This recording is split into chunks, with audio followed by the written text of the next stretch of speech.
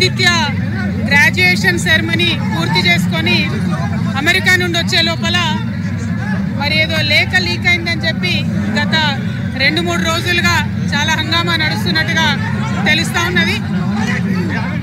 మరి ఈ సందర్భంగా నేను చెప్పదలుచుకున్నది ఒకటే, 2 వారాల క్రితం నేను గౌరవనీయులు పెద్దలు కేసీఆర్ గారికి ఒక లేఖ రాయడం జరిగింది. నేను ఈ విధంగా కేసీఆర్ గారికి ఇదివరకు కూడా నా ఒపీనియన్స్ ఎప్పుడున్నా కూడా లేఖ ద్వారా చెప్పడం జరిగింది. అయితే ఈసారి నేను మొన్ననే చెప్పున్నాను, కుట్రలు కుతంత్రాలు జరుగుతూ ఉన్నాయని.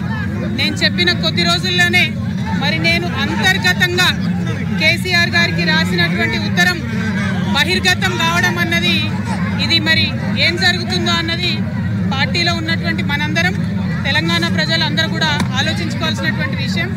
నేను వేరే ఏం విషయాలు చెప్పలేదు. నేను కేవలం పార్టీలో ఉండేటటువంటి అన్ని స్థాయిలో ఉన్నటువంటి నాయకులందరూ అనుకుంటున్నటువంటి విషయాలు, దాదాపు సగం తెలంగాణ నేను ఈ సందర్భంగా ఈ మధ్యలో టూర్ చేసినటువంటి సందర్భంలో తెలంగాణ ప్రజలు అనుకుంటున్నటువంటి విషయాలను మాత్రమే నేను పెద్ద ఎత్తున చెప్పడం జరిగింది తప్పితే నా పర్సనల్ ఎజెండా ఏమీ లేదు. నాకు వ్యక్తిగతంగా ఎవరి మీద ద్వేషం లేదు, ఎవరి మీద ప్రేమ లేదు. కానీ నేను రాసినటువంటి లేఖ చాలా అంతర్గతంగా పార్టీలో మా నాయకుడికి రాసినటువంటిది. అటువంటిది బహిర్గతమైందంటే మరి దాని వెనుక ఉన్నది ఎవరన్నటువంటిది ఆలోచించుకోవాల్సినటువంటి సందర్భం. I have return to my father Shri KCR garu feedback which I got from every stature of the leader from our party and from Telangana people broadly 2 weeks back. I've always written to my father at various stages. Whenever I needed to give him any feedback, I've always written to him. But this time it got out.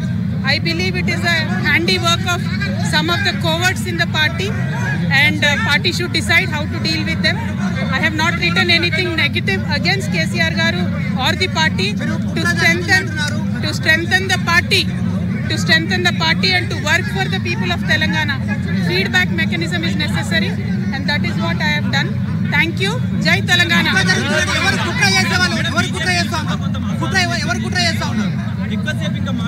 KCR గారు దేవుడు, కానీ కేసీఆర్ గారి చుట్టుకొని దయ్యాలు ఉన్నాయి. వాళ్ళ వల్ల చాలా నష్టం జరుగుతున్నది.